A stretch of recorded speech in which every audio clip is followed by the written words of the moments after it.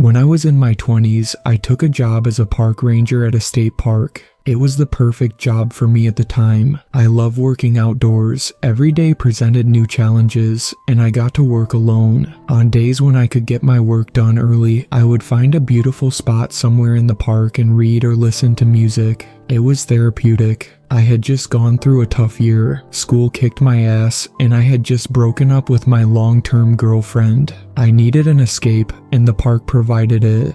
While working during the day was amazing, the night shift at the park wasn't as relaxing. Do you know how uncomfortable the night can make even the most comfortable spaces in your house feel? Well, the pitch black of Mother Nature is like that feeling on steroids. The absolute worst place to sit during a night shift was the North End watchtower. Everyone who worked there called it the Sentinel because it was massive and looked out across the whole of the forest that made up the park. It was tall, just over 100 feet above the ground, and made of old pine that seemed to retain the scent as if it had just been cut the day before. It was basically like a little cabin on top of really tall stilts. However, inside wasn't exactly like a luxury box. The wall that faced the forest was one large window that gave pretty breathtaking views, but was also really good at giving you feelings of vertigo. Inside, there was relatively meager furniture. There were just 2 chairs, one for sitting in good weather and one insulated one for bad weather, an old desk, a single bare light bulb overhead, and a small fan to help keep you cool. I always brought something to read or write because the night watch in the tower is dull as hell.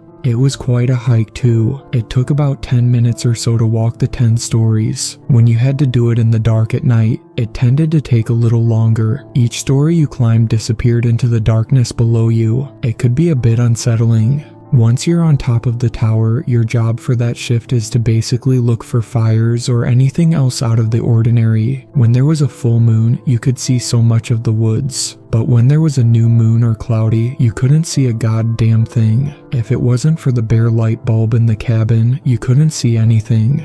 Typically, you keep in touch with people on the walkie and just idle away the hours. I'm not going to sit here and tell you that I never dozed off for a while, but if you had come to visit me some nights, I might have had sleep creases on my face. Most nights when I was in the Sentinel, I brought a book and read or a journal to write in. Basically, occupy my mind for the shift and ignore the dark. Rangers, especially older ones, love to tell stories about the weird shit they've seen over the years. People tend to think of parks as safe zones where the most deadly thing that can happen is an animal attack. And yes, while animal attacks do occur, most of the violence comes from people. Campers, drunk, will get into fights or fall into fire pits or get lost on their way to the bathroom. Drifters will sneak into the park and stay in unoccupied cabins or buildings. I cannot tell you the number of times I've walked into squatters chilling in a distant ranger cabin and have had to evict them.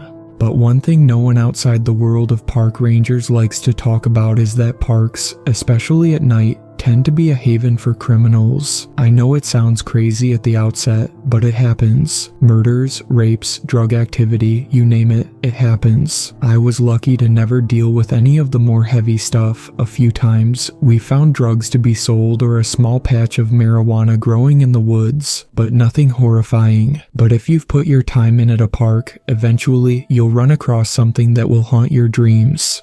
Not too far from where our park was, there was a correctional facility. It wasn't Alcatraz or anything that high security, but the people there were serious criminals. It was a distance away. On clear nights, you could barely make out the lights from the yard along the horizon, but it loomed large in your imagination. Your rational brain knew that any criminal could have to brave the dangerous forest in pitch black before they ran into you, but a tiny flicker of light kept a corner of your brain illuminated. It could happen. It won't, but it could.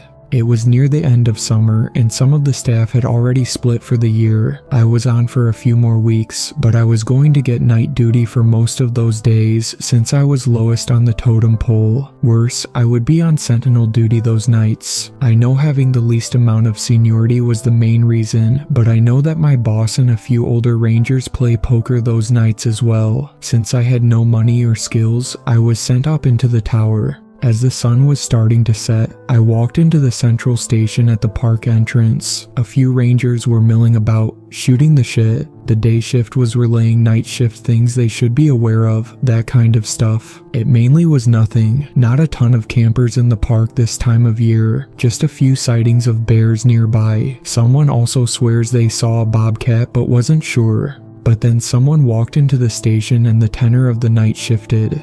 "Excuse me," a woman about 40 said in an overly polite way. She was dressed in leggings, and my guess was she was here to walk the trails. My boss, and want-to-be Casanova Jonesy, noticed the outfit and lack of a wedding ring and shot her his 10-cent smile. "Welcome to a state park. How can I help you today?" he said, his words dripping with saccharin.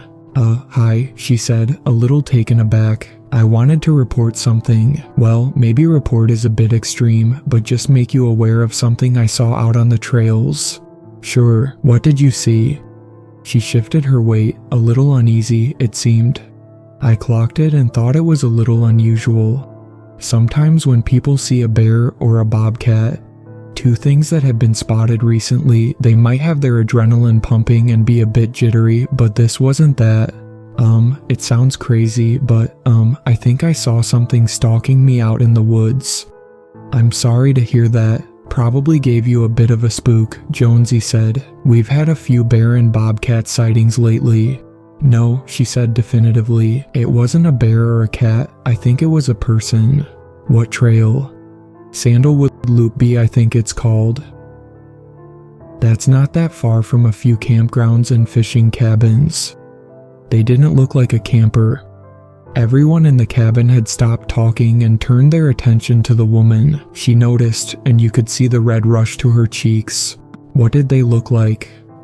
They looked shadowy," she said, "like they were afraid of the sun or something. And they were following you." I caught something in the corner of my eye around the last turn of the loop. I stopped and pretended to stretch, and I saw something in the woods just off the trail. They were hiding behind a tree, eyeballing me. "Jesus," Jonesy said. "I'm sorry that happened to you." "Thank you," she said, her voice going soft. They followed me until I nearly got to the end of the loop. I started running then and lost sight of them." Jonesy turned back to two of the older rangers and told them to hop in a gator cart and check out the woods for anything. He told them to keep their walkies on and take a sidearm just in case. They left in a flash, and Jonesy turned his attention to the woman. "Can you tell me anything that might help? Did they have any kind of identifiable clothes? Did they speak to you? She interrupted. "They made noises." "Noises?" Jonesy asked, slightly confused. "Yes, a few. They made a kind of a chittering noise and a faint, yelling kind of sound." "Possibly cicadas," another older ranger said. "A group of them can scare the fur off a cat." "Maybe, I don't know." They also whistled, but not like they were whistling at me. It's like they were trying to blend in with nature. "Can you describe the noise?" She whistled something that I knew right away. "That sounds like a wood thrush." "How do you know that?" Jonesy said, not being able to help himself. "My grandpa was an avid birder." He turned his attention back to the woman. "Did you want to file a police report or—" No, she said quickly. "I don't even have that much information. I just was scared and wanted to let you know just in case." "Are you sure?" "Yes," she said. "I don't think anyone else was on the trail after me, but I didn't feel right not telling you." "I'm so sorry that happened to you here. The park is supposed to be a place to relax." She laughed nervously. Jonesy shot her a calming smile. "Here's my card," he said, handing her one. "If you change your mind, please call me." She pocketed it and nodded. She turned to leave and then stopped. She turned back and after a brief pause said, "Something else that was weird. I saw this thing on both sides of the trail." "He crossed behind you." I didn't notice him doing that, but he must have because I saw him on both sides. Unless there was more than one of them, I said, instantly regretting it. Jonesy turned and gave me a Jesus dude look, and I clammed up. Do you need someone to escort you to your car, ma'am? No, I'm right out there. Thanks though, she said as she walked out the door. We heard her motor away a few moments later. Sorry, I said before Jonesy could say anything. He sighed. No worries, just don't go freaking out guests. We need people like her to come back. People like her to come back, right? Was I too obvious? Jonesy said with a smile. What do you think she saw? I asked. A Wendigo, one of the other rangers said, and everyone laughed. Having read about Wendigos and skinwalkers in a mythology class, I didn't find it so amusing. Might have been her eyes playing tricks on her. If someone is out there, those two will find them. They're good at tracking, and whatever is out there couldn't have gotten too far. Great night to be up in the tower, I said with a smirk. That's probably the safest place to be, Jonesy said. No one climbs 10 stories if they don't have to. I hung around for about another half hour or so to see what came of the trackers. They came back and said there wasn't anything around the Sandalwood Loop. No footprints of anything they saw. Granted, the leaves had started to fall, so it was hard to see anything on the ground, but I trusted their tracking skills. Not going to lie, even with the guys coming back empty-handed, I was still a bit nervous about the shift. Jonesy was right, though. No one climbs stairs unless they have to. This is still America, after all. Laziness always wins. Also, there was nothing in the cabin above the trees except me, a book, and a journal. Nothing worth making the journey. As the sun slid behind the horizon, I started my trek to the Sentinel. When I got to the platform at the bottom, something caught my eye. The tower base is lousy, with stickers, tags, and names carved into the pine. Usually it's Joe plus Jane for Eva, or something along those lines, but what had been freshly cut was a bit different.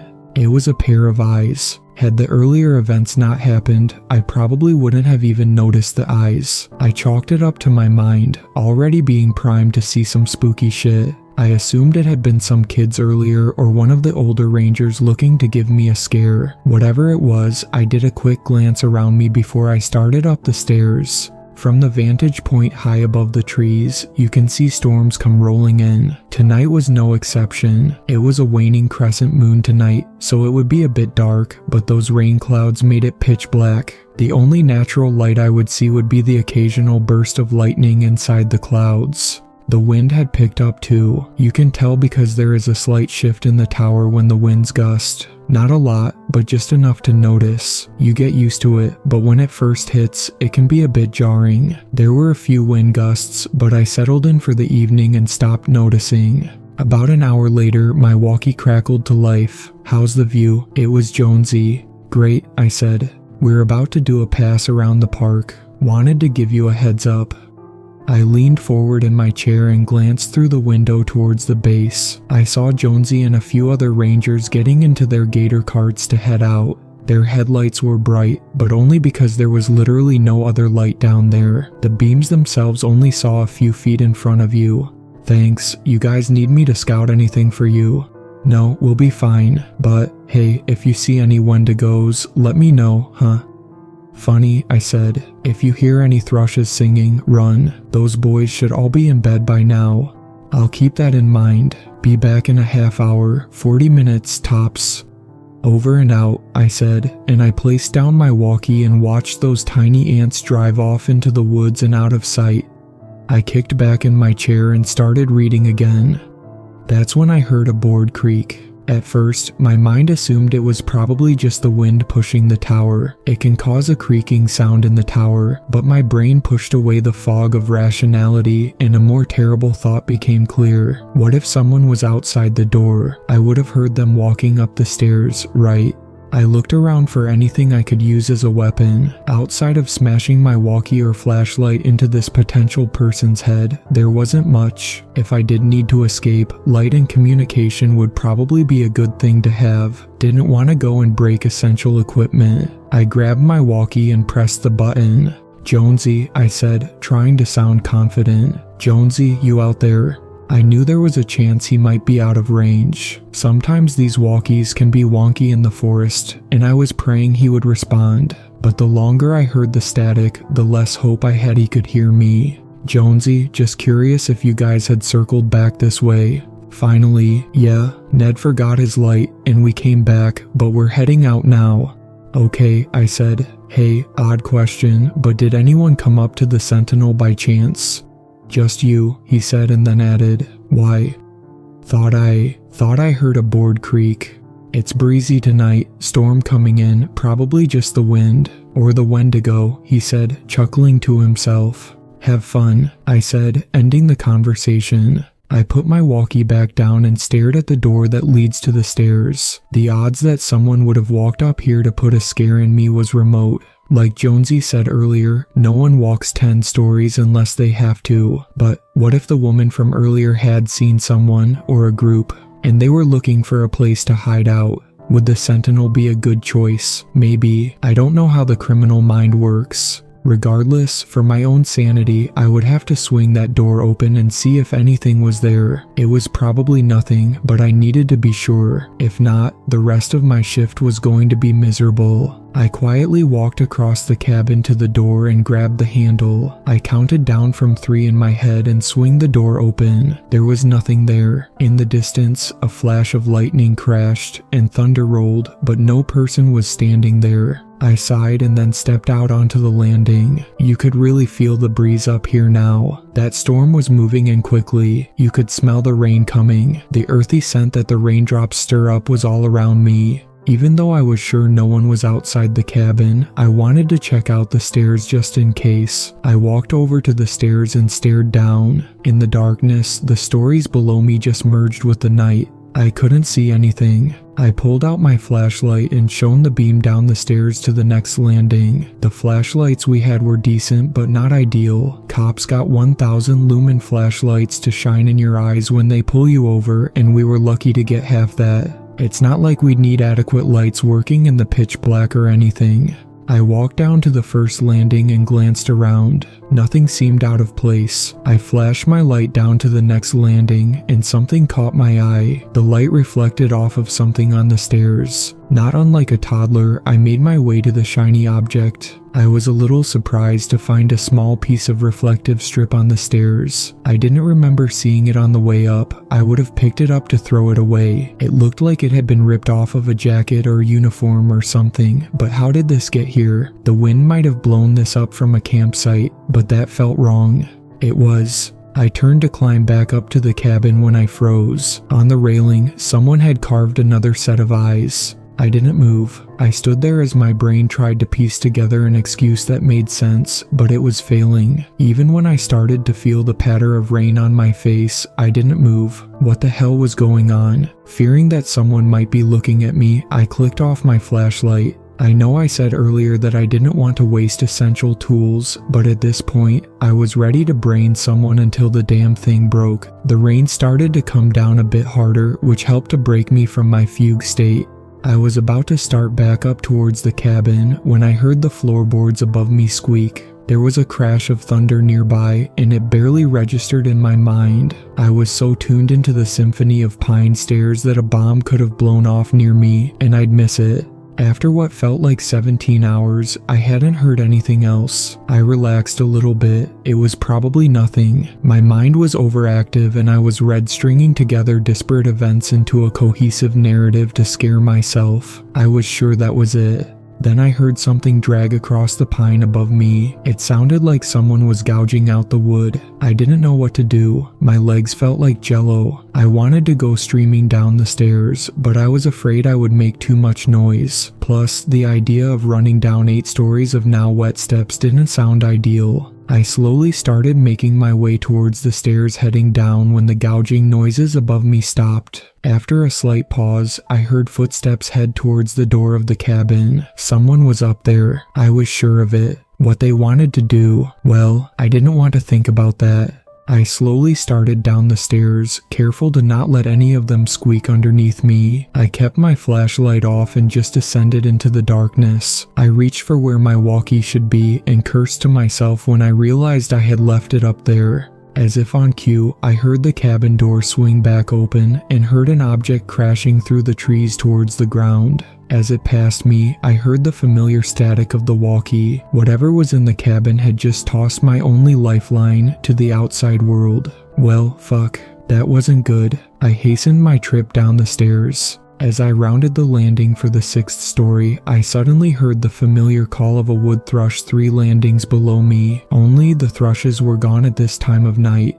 This was a person. He made the noise again, and it clicked as to why they would give their position up. He was signaling to the person above me. He was letting him know where I was. One above, one below. I was trapped. Above me, I heard someone start down the steps. They moved slow and steady, deliberate. Whoever was up there was coming down to me, and I had nowhere to go. I thought about jumping down and trying to grab a branch on the way, but knew that would end poorly for me in the best of scenarios, and deadly in the worst. They rounded the 2nd story down. I was running out of time for a plan. I could run down the stairs and try to bull rush whoever was down there, but the rain was coming down harder now, and we could slip and fall off the tower. The only thing I had going for me was the darkness. I had the only light, and outside of the occasional lightning flash, it was dark as hell. It would cloak me if I could find a spot to hide. As he rounded the landing above me, I made a decision that, looking back, was one of the wildest things I've ever done in my life. I wake up some nights gasping for breath because I dreamed about doing this. The instinct to survive is so deeply ingrained into our animal brain that I suppressed all the fear I would usually have and just acted.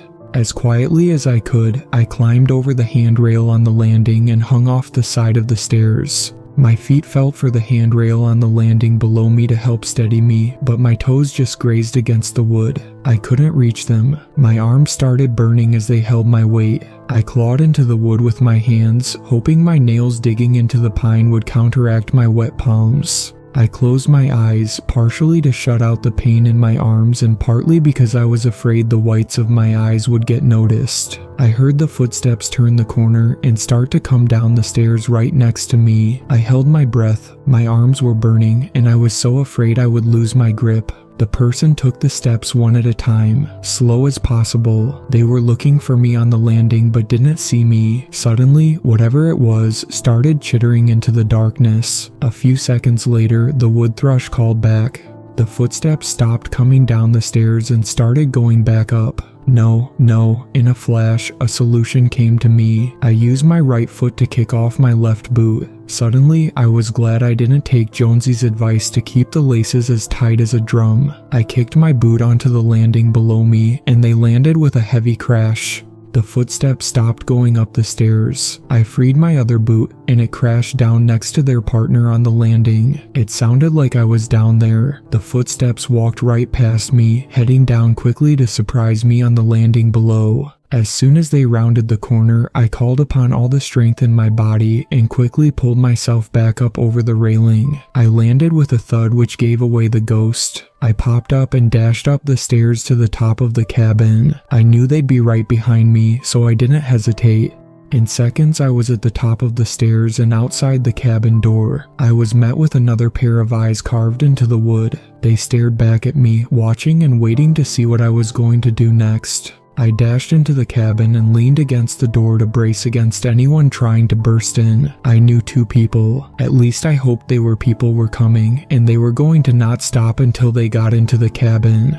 Another bolt of lightning flashed nearby and the ensuing thunder shook the tower. Things were close. I glanced up and noticed that someone had carved another set of eyes staring at me just above the window. Only this time, they left a message with the picture, "You watch us, but who's watching you?" I could feel the hair on the back of my neck stand up. I swallowed hard as I heard 2 sets of footprints reach the top of the landing. Sure enough, they charged into the door, pushing it open slightly. I braced hard against the door and started yelling, just the most primal screaming I've ever done. They kept thumping the door. Thump, thump, thump. Each thrust pushed the door open a bit more and a bit more. I was struggling to hold out against them. I was tired, and my socks were slipping on the wood. It was only a matter of time until they burst through. I thought about my life. I thought about my parents, my friends, all the things I'd never get to do.